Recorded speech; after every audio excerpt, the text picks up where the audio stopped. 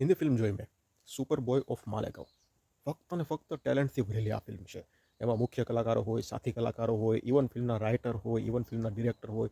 રીમા કાગતીએ આ film direct કરી છે. ડિરેક્ટર રીમા કાગતી છે અને રીમા કાગતી વિશે લગભગ તમે જાણતા હશો. કેટલી જબરજસ્ત ફિલ્મો એમણે લખી છે. તલાશ લઈ લો, જિંદગી ના મિલેગી દોબારા લઈ લો. એના સિવાય ઘણી ફિલ્મોમાં એણે સ્ક્રીન પ્લે પણ લખેલો છે.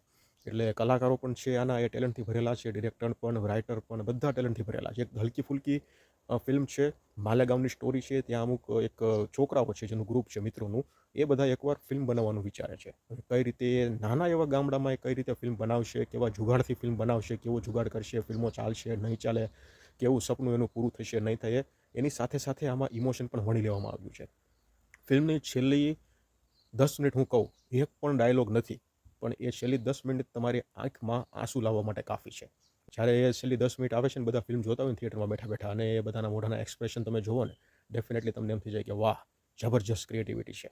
એટલે ખૂબ સરસ ફિલ્મ છે. જોવા એવી ફિલ્મ છે, પરિવાર સાથે જોવા એવી ફિલ્મ છે. કોઈ મોટા કલાકારો આમાં નથી, પણ જે નાના કલાકારો છે ને, બધા ટેલેન્ટથી ભરેલા કલાકારો છે. સાફ સુથરી કોમેડી, હલકી ફુલકી અને ઇમોશન બધું એક સાથે ભણી લેવામાં આવ્યું છે. એટલે સારો એવો કોન્ટેન્ટ જોવો હોય ને, તો આ ફિલ્મ તમારા માટે છે. એક સરસ એવો વિષય છે અને આ ફિલ્મ રિયલ સ્ટોરી પર બેઝ છે. માલેગાંવમાં આ સ્ટોરી હકીકતમાં બનેલી છે. એટલે એકવાર તો જોવો, હું રેકમેન્ડ કરીશ કે આ ફિલ્મ જોઈ લો.